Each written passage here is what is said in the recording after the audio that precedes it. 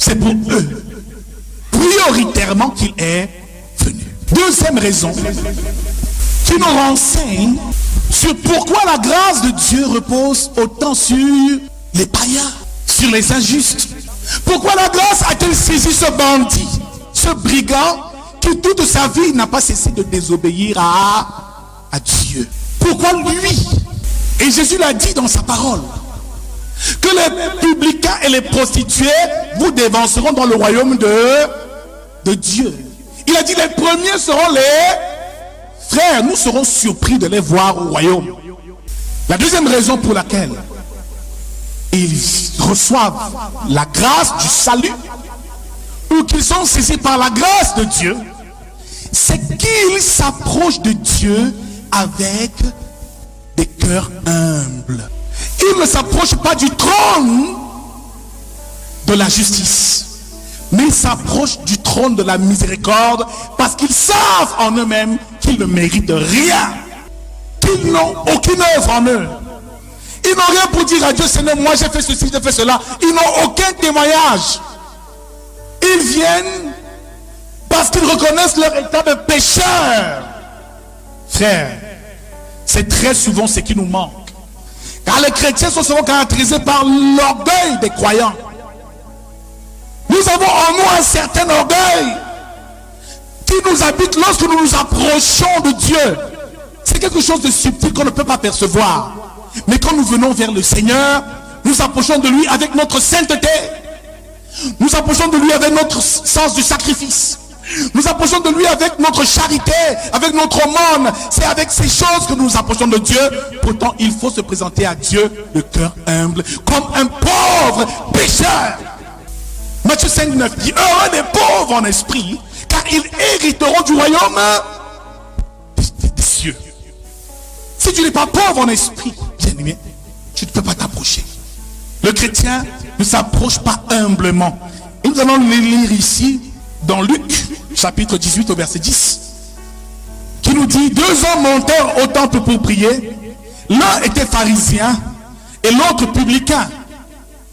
Le pharisien debout priait ainsi en lui-même, oh Dieu, je te rends grâce de ce que je ne suis pas comme le reste des hommes qui sont ravisseurs, injustes, adultères, ou même comme ce publicain.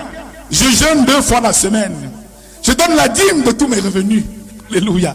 Et plus. Voilà comment lui, le pharisien, s'est approché de Dieu.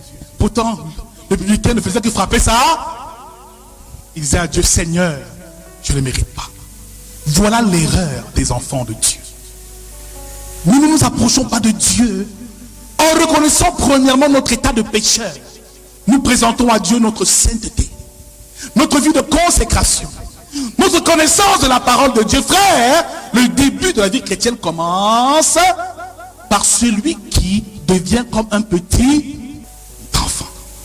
Père, je te rends grâce de ce que tu as cassé ces choses aux sages, mais que tu les révélées aux petits enfants. Deviens un petit enfant. Dans la parole, tu ne connais rien.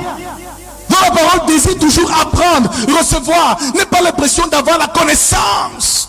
Trop de connaissances de la Bible et de la parole de Dieu nous empêche d'entrer dans la grâce et de jouir de la grâce de Dieu. Parce que l'orgueil finit par envahir nos cœurs. Alors, regardons ces païens, ces gens pécheurs, d'un autre regard. Nous comprendrons plus tard que Jésus, nous sommes dans Matthieu 5, 17, qui nous dit, je ne suis pas venu abolir la loi, mais je suis venu l'accomplir, la parfaire, la rendre meilleure, même la l'assouplir. Il est venu nous apprendre la loi de l'amour. Mon frère, l'obstacle, c'est que malheureusement, le chrétien ne s'approche pas du trône de la grâce avec un cœur humble. Il ne se considère pas comme saint, mais il s'approche comme pécheur. Donc tout enfant de Dieu, pour bénéficier de la grâce, ne met pas en avant sa sainteté, mais son état de pécheur. Dis-le, je suis un pécheur. Amen. Depuis la fondation du monde, depuis l'origine, par Adam, j'hérite de cette même malédiction. C'est la même chose pour pour recevoir la grâce. devient pauvre en esprit pour hériter du royaume de Dieu. Je ne dis pas qu'il ne faut pas faire d'efforts dans la sainteté, nous le verrons. Que c'est pas parce que nous sommes graciés qu'il faut perdurer dans le péché, non. Mais nous voulons mettre les choses à la bonne place.